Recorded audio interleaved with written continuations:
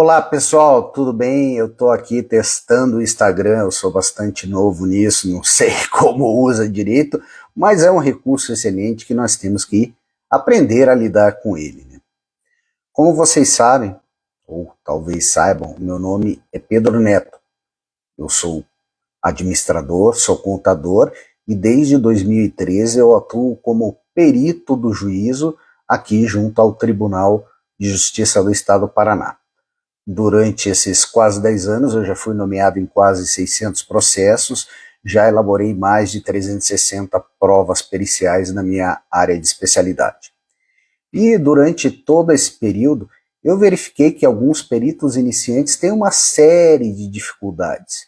E tendo em vista tudo isso, eu criei um canal no YouTube com diversas dicas, escrevi um pequeno livro dando essas dicas para os auxiliares, e também tenho alguns cursos para auxiliar quem quer praticar, quem quer ingressar nessa área de perito judicial, atuar como um auxiliar da justiça. Muito bem, mas esse não é o nosso tema de hoje. Um dos pontos que os peritos, principalmente aqueles iniciantes, têm muitas dúvidas, se refere à malfadada assistência judicial. É isso? A justiça gratuita ela foi criada há 72 anos atrás, através da Lei 1060 de 1950. Posteriormente, ela foi regulada através do novo Código de Processo Civil de 2015, na qual foram estabelecidos todos os trâmites relativos à concessão de justiça gratuita e o impacto de tudo isso nos honorários dos peritos. Entretanto, o que eu vejo, com base experiências dos meus alunos Brasil afora, é que eu vejo que até mesmo o judiciário muitas vezes não sabe como lidar com isso. Tá? A justiça gratuita ela é um benefício concedido para aquelas pessoas que são hipossuficientes e que, teoricamente, não terão recursos suficientes para pagar as custas processuais, honorários advocatícios, honorários periciais, sem prejudicar o sustento de seus familiares. Tudo bem. O que acontece? Tendo em vista o que está disposto também na Constituição Federal, nesses casos, quando a pessoa é hipossuficiente, ela será assistida pelo Estado, que proverá o seu acesso à justiça. Proverá de que forma? As custas ficarão suspensas e a parte enquanto ela realmente for hipossuficiente, ela não terá que pagar custas processuais, honorários advocatícios ou honorários periciais. E, no caso específico de honorários periciais, caso a parte que recebeu assistência judiciária gratuita ela reste sucumbente, o que acontece? O Estado arcará com esses honorários. E, depois do Código de Processo Civil 2015, começaram a ser criadas tabelas nos tribunais estaduais com valores, limitações dos montantes que o Estado possivelmente poderá ter que arcar. Ou seja, as tabelas de honorários para a justiça gratuita, elas não são aplicáveis para todos os honorários periciais, mas somente para aqueles em que o ônus do pagamento dessa custa processual couber ao Estado. Né? Mesmo assim, muitos juízes, quando existe justiça gratuita concedida, eles concedem o benefício, arbitram os honorários aos valores irrisórios dessas tabelas e sequer deixam os peritos apresentarem a sua proposta real para realizar o serviço pericial. Lembre, se a parte que foi beneficiada com a JG ela ganhar o processo, quem ficará responsável pelo pagamento das custas e despesas processuais será a outra parte, que não recebeu esse benefício. Então, o perito ele não pode deixar de apresentar a sua proposta de honorários, até mesmo porque isso está previsto no parágrafo 2º do artigo 465 do CPC. Mas tudo bem, digamos assim, eu estou adiantando muita coisa. Hoje eu quero compartilhar com vocês um caso real que ocorreu comigo. Não pensem que eu sabia como lidar com a JG desde o começo. Não, eu apanhei muito, teoricamente, eu perdi muito dinheiro com isso. Por quê? Quando eu comecei a atuar lá em 2013, sequer haviam essas tabelas de honorários periciais por causa do JG.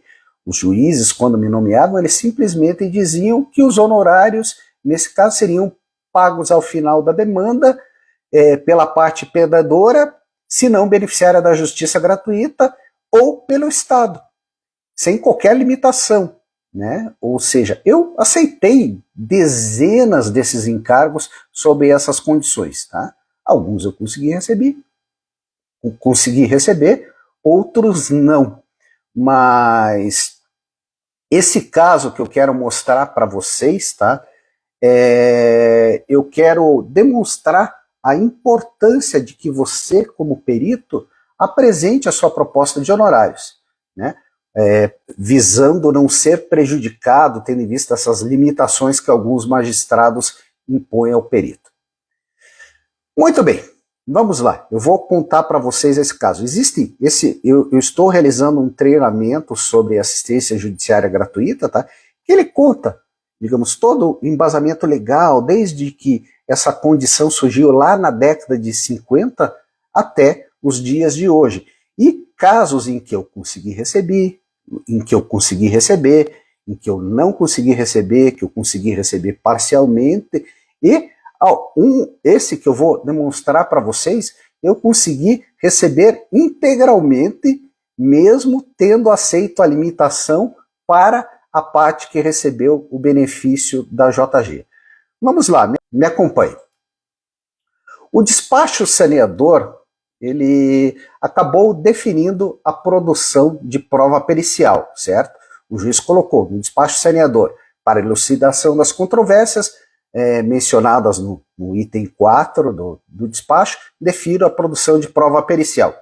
E, tendo em vista tudo isso, e tendo em vista que nós, peritos, quando pretendemos atuar como peritos do juízo, nós efetuamos nosso cadastro junto aos tribunais, nós temos que ter a formação superior, nós temos que ter a especialização na área técnica profissional para a qual a prova pericial será elaborada, e teremos que mostrar diversos outros comprovantes, certidões de que você realmente é uma pessoa correta, né? Ou seja, um perito tem que ser efetivamente uma pessoa correta, não pode ser um picareta não, tá? Então, aqui o juiz colocou, para a produção da prova pericial, nomeie o perito, o senhor Pedro Eugênio Peio de Oliveira Neto, dados cadastrais do sistema CAJU, que é o sistema Cadastro de Auxiliares da Justiça aqui do Tribunal do Paraná, sobre a fé de seu grau que, após a apresentação dos quesitos pelas partes, deverá ser intimado para aceitar o encargo e apresentar uma proposta de honorários.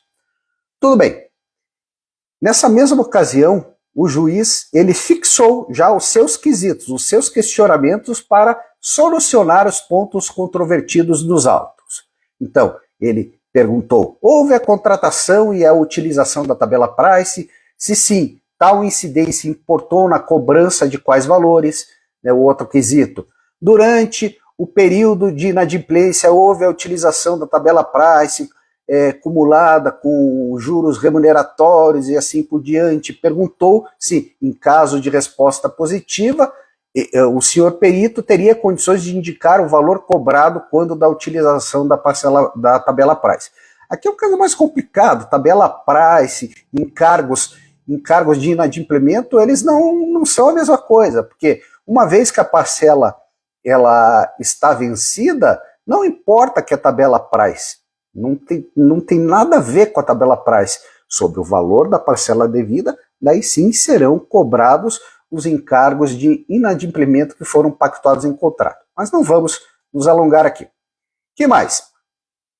O juiz também determinou o rateio da verba pericial entre as partes, ou seja, meio a meio para a parte que não é beneficiária da justiça gratuita e outra metade para a parte beneficiária da justiça gratuita, que teoricamente, será bancada pelo Estado. Bancada pelo Estado. E também determinou a antecipação dos honorários, tá? Que mais? Vamos lá, na sequência. Considerando que, nesse caso, a autora tinha sido beneficiada pela assistência judiciária gratuita, os honorários de sua responsabilidade, eles foram limitados com aquilo que está previsto no parágrafo 3º do artigo 95 do CPC, que diz que, em caso de concessão da JG, os honorários periciais serão limitados às tabelas dos tribunais ou, na sua inexistência, à tabela de honorários do CNJ, Conselho Nacional de Justiça. Então, dessa forma, esses 50% cabíveis à parte que recebeu a JG, eles foram limitados ao montante de R$ 370. Na sequência, conforme também já previsto em lei, tá, o juiz determinou que, após o trânsito em julgado, tá, em caso, preste bastante atenção nisso, em caso de sucumbência da parte autora, aquela que foi beneficiada com a JG, a Procuradoria do Estado do Paraná fosse oficiada para promover o pagamento dos honorários do perito, tá? Ou seja, os honorários de sua responsabilidade. A metade, cabível à parte embargante nesse caso, que foram limitados a R$ 370. Tá? Então, ou seja, ao menos teoricamente, tá, o perito não deveria se preocupar em cobrar os honorários à JG, visto que esse procedimento ele é de responsabilidade do juízo, conforme também está previsto no parágrafo 4º do artigo 95 do CPC. Mas, como eu e talvez muitos de vocês já saibam disso, o perito sempre deve estar atento ao andamento processual da demanda em que foi nomeado, certo? E, por fim, que mais que o juiz determinou quando do saneamento dos autos? Ele determinou a comunicação da data de início dos trabalhos periciais e também estipulou o prazo de 30 dias para a apresentação do laudo pericial após efetuado o adiantamento daquela outra metade. Muito bem. Na minha proposta de honorários, gente, eu não vou conseguir mostrar na tela aqui para vocês, eu vou só relatar o que eu coloquei na minha proposta de honorários, tá?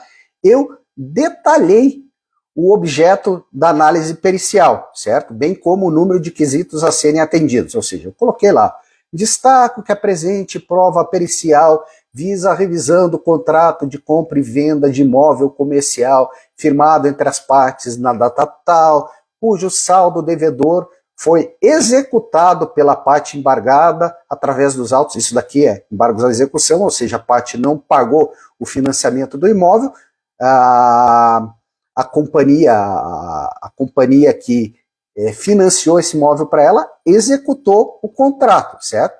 Então, o objeto seria a revisão desse contrato, tá? De forma a apurar eventual excesso no valor executado. Embargo à execução sempre visa apurar se houve ou não excesso no valor executado. Tá? E daí eu coloquei ainda aqui na minha petição.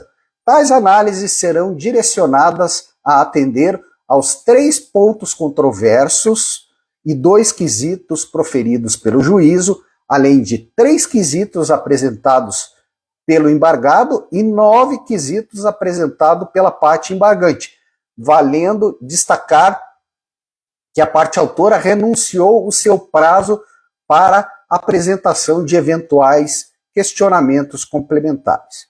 Ou seja, eu já delineei aqui o que seria revisado, qual o número de questionamentos, já para que o magistrado consiga ter uma ideia do volume e complexidade do trabalho pericial. O que mais? Conforme, vejam, gente, eu falo muito, quando um perito vai elaborar a proposta de honorários, ele não pode simplesmente dizer, a proposta de honorários é R$3.000. Não, o perito tem que detalhar todas as fases do trabalho pericial e também quantificar o valor dos honorários para cada uma dessas fases, tá? Então, eu coloquei aqui na minha proposta, tá? Peço desculpas aqui, eu vou ler elas para vocês, tá? Eu coloquei: efetuados os esclarecimentos preliminares e tendo em vista o exposto nos parágrafos retos, aquilo que eu acabei de relatar para vocês, esse perito estima o seguinte orçamento para a produção da prova pericial demandada por este douto juiz. Coloquei lá: leitura e análise das peças processuais, eu estimei 1 hora. Esse é um procedimento que eu consigo já, ao elaborar a proposta, eu já sei quanto tempo eu gastei para fazer isso. 1 hora, coloquei R$223 por cada uma dessas horas, ou seja, cobrei 223. Daí coloquei planilhamento da evolução do saldo devedor do contrato executado, 2 horas, a um honorário aqui, nesse caso, de R$150, ou seja, um honorário até mesmo inferior ao valor que eu cobrei para analisar o contrato, é uma simples reprodução da evolução do saldo devedor do contrato. Terceiro, confecção de cálculos, tabelas e gráficos. Para quê? Para atender todos os questionamentos que foram efetuados nesse processo. Eu estimei aqui 2 horas, ao montante de R$225 cada uma dessas horas. Um quarto ponto, uma quarta etapa desse trabalho, eu coloquei elaboração do laudo pericial, 2 horas, R$450, que nessa época, R$450 era o montante estipulado pela Associação dos Peritos aqui do Paraná, como hora técnica mínima aplicável, lembrando que é uma orientação, ou seja, você pode usar para se orientar, mas você não é obrigado a usar aquele valor, tá? E por último aqui, eu coloquei mais 1 hora de revisão dos trabalhos periciais, isso deu 10 horas, totalizou R$2.100, de forma que a hora técnica média que eu apliquei nesse caso foi R$210. Vejam, eu tô até me alongando um pouco mais, não estou só falando da JG, mas estou falando também de tudo aquilo que você tem que fazer bem feito para que no futuro você consiga cobrar, para que você consiga obter a homologação da sua proposta e também cobrar eventual honorário remanescente no futuro. Vamos lá. Considerando o valor orçado, o que eu fiz? Tá? Depois que eu apresento isso, eu solicitei a homologação da proposta de honorários no valor de R$2.100, mas vejam, considerando que foi concedida a JG, eu comuniquei que, em respeito à constante confiança depositada pelo juiz que nesse caso me nomeou, né, a confiança dele nos meus serviços, eu concordei com a limitação do quinhão dos honorários de responsabilidade da parte que foi beneficiada com a JG. Ou seja, gente, nesse caso, eu assumi o risco de que, ao final, eu receberia no máximo 1.420 dos 2.100 que foram originalmente orçados. Ou seja, eu receberia os 1.050 da parte que não é beneficiária da JG e mais 370 que eu receberia do Estado. Essa foi a minha leitura inicial, mas depois eu vi que eu estava enganado. Tá? Eu ainda solicitei que o valor adiantado em juízo pela parte embargada relativa aos 50% dos honorários fosse depositado em conta judicial ou diretamente na minha conta corrente. Hoje eu não faço mais isso. Peço que tudo passe por conta judicial. Tá? É uma questão que numa outra oportunidade eu explicarei para vocês. Tá? Todavia, essa magistrada em específico, tá, ela não costuma deferir adiantamento dos honorários previstos no parágrafo 4º do artigo 465 do CPC. Tá? Isso não é uma obrigação do juiz. Isso, digamos assim, é uma faculdade. Se ele quiser, ele pode conceder até 50% de adiantamento dos honorários. Mas ele não é obrigado a isso. Alguns concedem, alguns outros. De forma que, nesse caso, eu só recebi meus honorários no final da demanda. Esse caso até foi, digamos assim, foi tranquilo. A parte ré concordou com a minha proposta, tá? E já prontamente efetuou o depósito de R$ 1.050 em juízo, em conta judicial. Tá? Após eu ter sido intimado acerca dos honorários que foram depositados em juízo, tá? Eu peticionei nos autos comunicando a data de início dos trabalhos periciais, conforme está previsto no artigo 474 do CPC 2015. Tá? Eu relembro que também é muito importante, gente, que vocês requeiram que as partes sejam intimadas acerca da data de início dos trabalhos periciais. Também não vou me alongar, mas eu já tive problema com isso. Eu cumpri a minha obrigação, eu comuniquei a data de início dos trabalhos periciais e o cartório não fez nada, não comunicou. Daí, 1 ano e pouco depois que eu tinha apresentado a prova pericial, a parte se manifestou pedindo que fosse feita uma nova reunião inaugural dos trabalhos. Por quê? Porque o secretariado daquele juiz não fez corretamente o que é esperado deles, ou seja, não cumpriu o prazo, não verificou os meus pedidos e não comunicou às partes de que a prova pericial seria realizada. Que mais? O laudo pericial, tá? Eu não vou entrar em muitos detalhes, ele foi produzido e apostado aos autos dentro do prazo de 30 dias que me foi concedido pelo doutor juízo, tá? E nesse momento, eu requeri o levantamento dos honorários periciais que haviam sido depositados em juízo.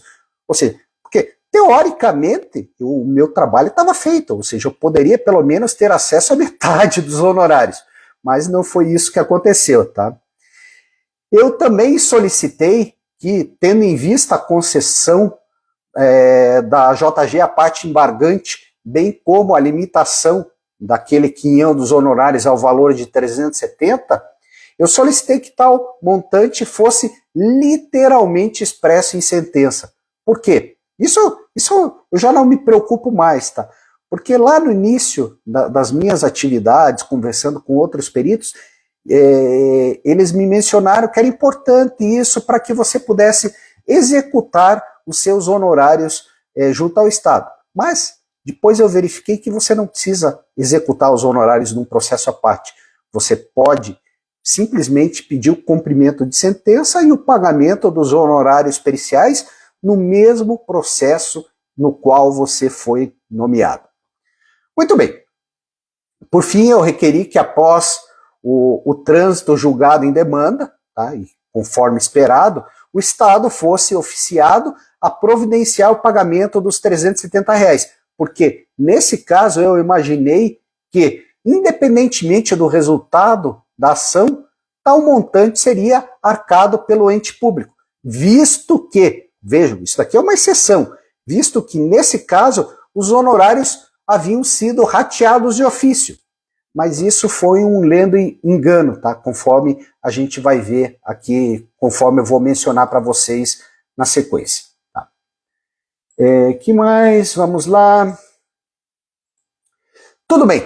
Ocorreu a impugnação do meu laudo pericial, eu prestei esclarecimentos, conforme é determinado no parágrafo 2º do artigo 477 do CPC, e, após isso, tendo em vista que as partes não apresentaram nenhum outro pedido de esclarecimentos ou até mesmo quesitos complementares, que seriam remunerados à parte, poderiam ser remunerados à parte, o laudo pericial foi homologado pelo doutor juízo. Tá?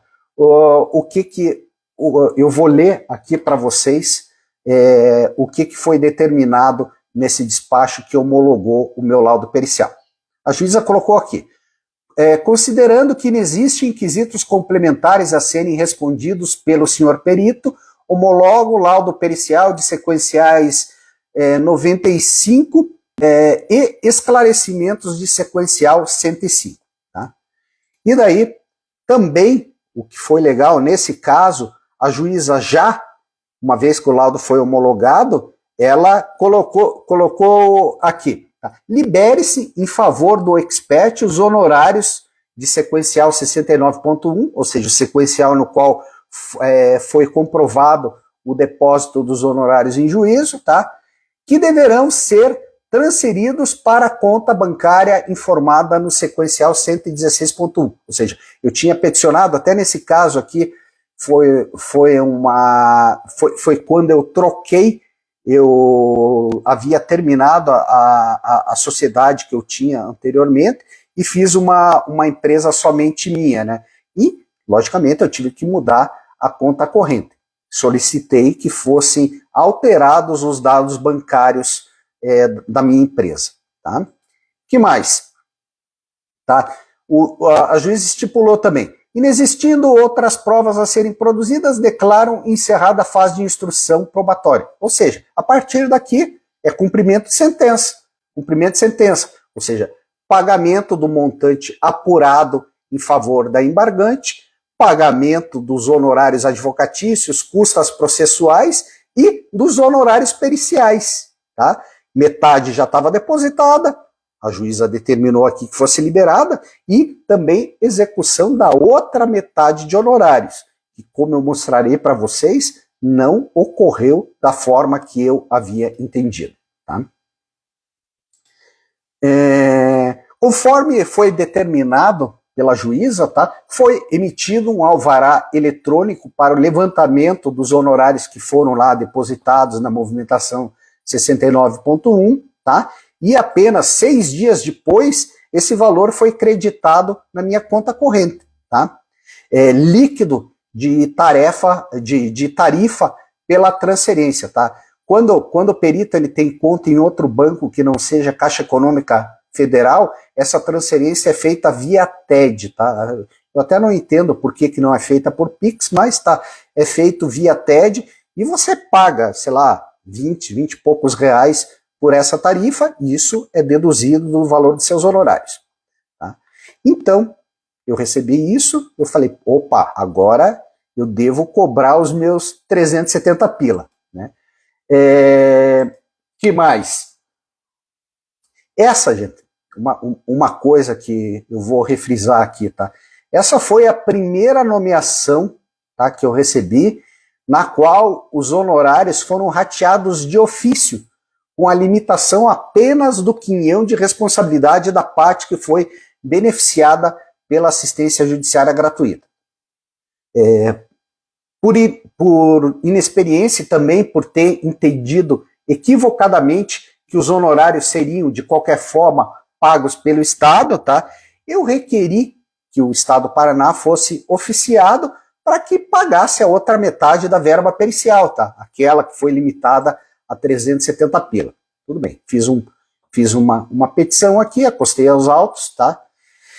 E vejam só, tá? Ainda que avaliado o despacho saneador mais detalhadamente, fosse possível verificar que os honorários só seriam pagos pelo Estado em caso a parte beneficiada houvesse sido condenada, ou seja, não fosse vencedora do processo, tá?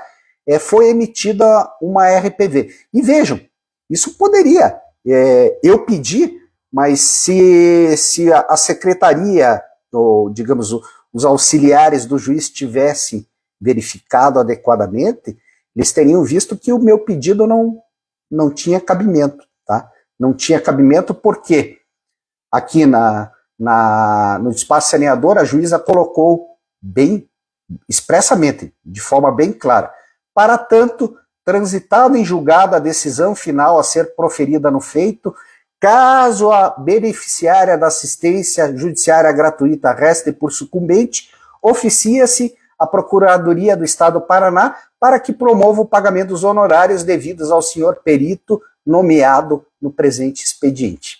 Tá? Mas, mesmo assim, tá, eles simplesmente viram, o perito pediu, tem os 370 pila dele, emitiram uma RPV, tá, que foi encaminhada para o Estado, tá, informando o valor e solicitando que aqueles 370 reais fossem depositados em juízo em conta vinculada ao processo que eu fui nomeado. Muito bem. Se passaram aproximadamente 5 meses, tá? E eu não identifiquei o depósito dos honorários em juízo através do portal de transparência aqui do Estado do Paraná. Aqui é muito fácil, você entra no portal de transparência com o número do processo que você tem alguma RPV a receber, você consegue verificar se aquele valor já foi depositado ou não, e verificado que foi efetuado o depósito, você pode peticionar pedindo o levantamento desses valores, tá? Então, como eu não identifiquei isso, eu peticionei mais uma vez, tá? Solicitando não só o pagamento da RPV, mas o desarquivamento dos autos, tá? Aqui nesse caso, o processo ele foi arquivado definitivamente sem que tivesse sido comprovada a quitação da verba pericial. Vejam, isso ocorre muito, gente. Os cartórios não prestam muita atenção. Se você não correr atrás, eles vão arquivar o processo e você não vai receber seus honorários, tá? Então, eu ratifiquei meu pedido, solicitei o desarquivamento dos autos e reencaminhamento da RPV à Procuradoria do Estado para as devidas providências, tá? Muito bem. O que aconteceu? Logicamente, daí eles oficiaram novamente a Procuradoria do Estado, tá? E o Estado, eu tive que concordar, tá? Eu tive que o Estado fez muito bem, tá? O procurador do Estado do Paraná, ele enfatizou que a parte embargada, que não foi beneficiada com a JG, ela sim que foi condenada ao pagamento das verbas de sucumbência, tá? Inclusive os honorários periciais, de forma integral. E ainda, tá? Ele argumentou que nesse caso seria cabível a aplicabilidade do que foi previsto no parágrafo 3º do artigo 2º da Resolução 232/2016 do CNJ. Por quê? Porque o Estado do Paraná, desde fevereiro de 2018, não tem mais uma tabela própria para a limitação dos honorários periciais, tá? Que mais, gente? Deixa eu ver aqui.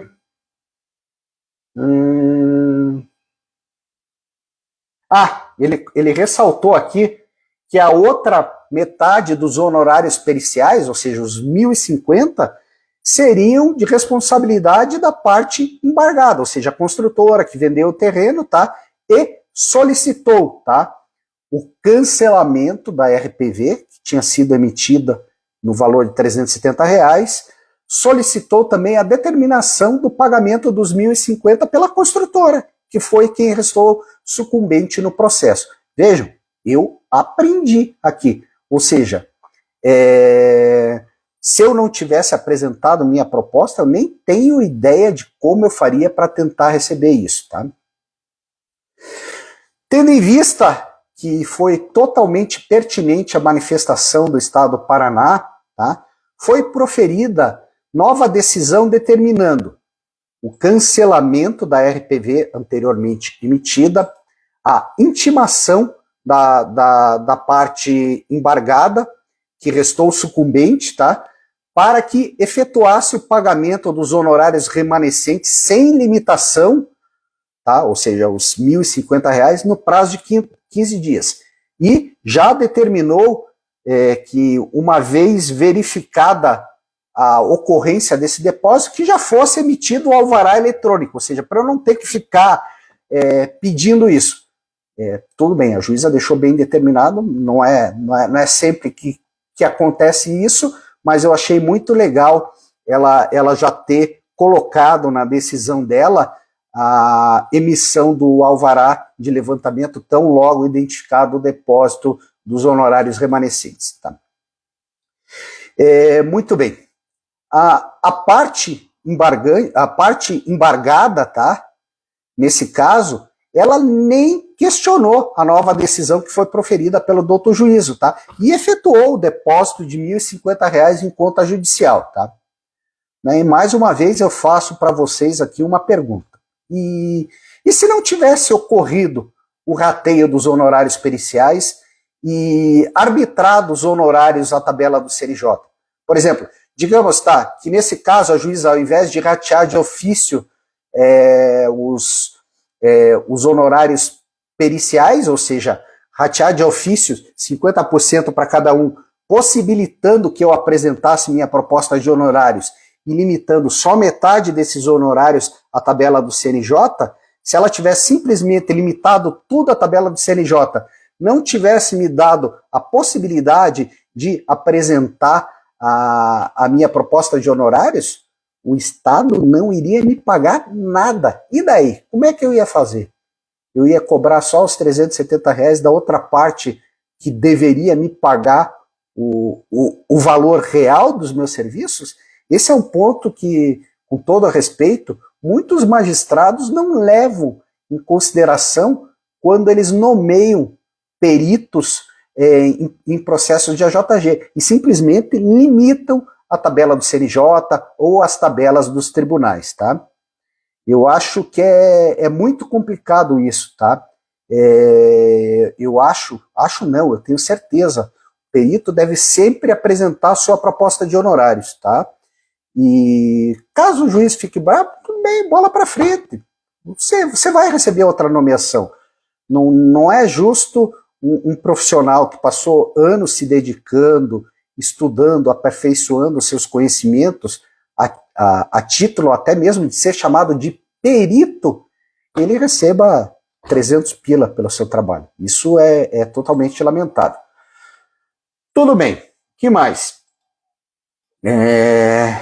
Uma vez identificado o depósito lá dos R$1.050 em juízo, tá? Conforme a decisão proferida pela magistrada, tá? Foi emitido automaticamente um alvará eletrônico para que eu pudesse levantar os honorários remanescentes. Tá? O alvará eletrônico ele vai direto para o banco depositário, que nos estados é sempre a Caixa Econômica Federal, e apenas 6 dias após isso foi efetuado o crédito na conta corrente que eu havia indicado nos autos. Tá? E, por fim, tendo em vista a quitação da verba pericial, o processo agora sim foi arquivado definitivamente, de forma correta. Muito bem. Portanto, gente, embora em que pese muitas vezes os magistrados eles arbitrem os honorários nos processos AJG sem permitir ao perito apresentar a sua proposta de honorários, tá? No meu entender, tá? Eu não sou advogado, tá? Isso, digamos, é uma interpretação de um leigo de toda a legislação, tá? Eu entendo que isso é ilegal, tá? Bem como isso expõe o perito ao risco de não receber o valor efetivamente devido pelos seus serviços, tá? Eu entendo que, independentemente da concessão da JG, a apresentação da proposta de honorários, ela está prevista lá no parágrafo 2º do artigo 465 do CPC, que diz o seguinte: parágrafo 2º. Ciente da nomeação, o perito apresentará em 5 dias 1. Proposta de honorários, 2. Currículo com comprovação de especialização e 3. Contatos profissionais, em especial endereço eletrônico para onde serão dirigidas as intimações pessoais. Ou seja, o Código de Processo Civil não diz que em caso de AJG o perito não deve apresentar sua proposta de honorários. Os juízes têm que ler melhor o Código de Processo Civil, com o devido respeito. Tá? Veja, gente, o perito, ao aceitar a limitação dos honorários em caso de sucumbência da parte que recebeu a JG, ele estará correndo risco e ele pode aceitar essa limitação. Tá? Eu aceitei no início da minha atividade como perito judicial, sei lá, eu acho que os 20 primeiros trabalhos foram todos a JG, e eu acho que tem alguns que eu não recebi nada até hoje, tá? Mas eu estava ciente que eu receberia no final, apenas ao final, tá? Naquelas ocasiões, inclusive, não havia limitação dos honorários. Em alguns casos, eu consegui receber o valor integral dos meus honorários, como estará demonstrado em outros cases aqui desse meu curso sobre assistência judiciária gratuita, tá? E outra coisa, gente, falo mais uma vez, a limitação dos honorários, gente, ela só ocorrerá quando houver ônus do Estado, ou seja, quando o Estado tiver que prover essa gratuidade à parte que foi beneficiada com a JG, conforme está disposto lá no parágrafo 3º do artigo 95 do CPC. E mais uma coisa, gente, tá? Não para por aí, vejam. O fato da pessoa ter recebido a JG, ou seja, ter sido concedido em favor dela a JG, não afasta a responsabilidade dela pelo pagamento das despesas decorrentes da sua sucumbência. Ou seja, ela perdeu o processo. Tá? Ela tem a JG, a sua responsabilidade pelo pagamento dessas despesas, inclusive a verba pericial, ela fica suspensa, conforme o parágrafo 2º do artigo 98 do CPC 2015. Tá? Mas, vejam bem, a condição de AJG, ela não é eterna, gente. Os honorários de responsabilidade do Estado, tá? Conforme diz o parágrafo 3º do mesmo artigo 98 do CPC, ele diz que os honorários de responsabilidade do beneficiário da JG ficarão suspensos e poderão ser executados em até 5 anos após o trânsito em julgado. Mas aqui tem um pequeno detalhe, gente. Pequeno detalhe, tá? Nesse caso, o perito deverá provar que deixou de existir a condição de insuficiência dos recursos que justificaram a concessão da gratuidade. Tá? Então, gente, era isso que eu tinha a dizer para vocês. Tá? Mais uma vez, é perito do juízo. Foi nomeado num caso em que foi concedida a JG, primeiro, como eu sempre falo, primeiro, veja se a prova técnica que você terá que produzir, ela está de acordo com a sua formação, de acordo com a sua especialidade. Você tem que ter certeza de que será, nossa, me fugiu a palavra, você poderá responder todos os questionamentos de uma forma estritamente técnica e adequada, certo? Então, nesses casos em que o juiz limita os honorários, eu quando eu recebo e o juiz limita, eu coloco lá, eu aceito receber ao final, só que se eu receber ao final, se eu for receber ao final da parte que não recebeu a JG, eu deverei receber o valor integral dos meus honorários.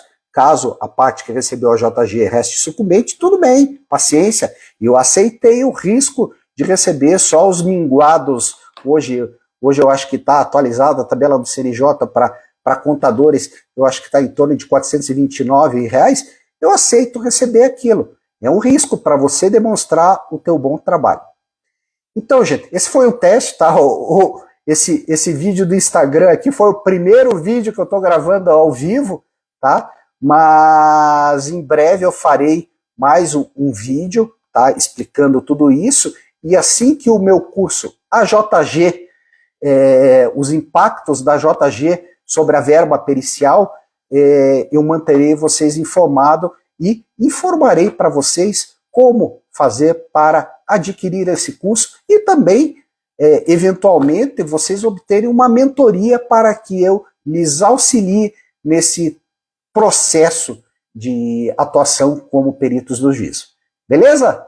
Fica aqui um grande abraço do Pedro Neto e vejo vocês em breve.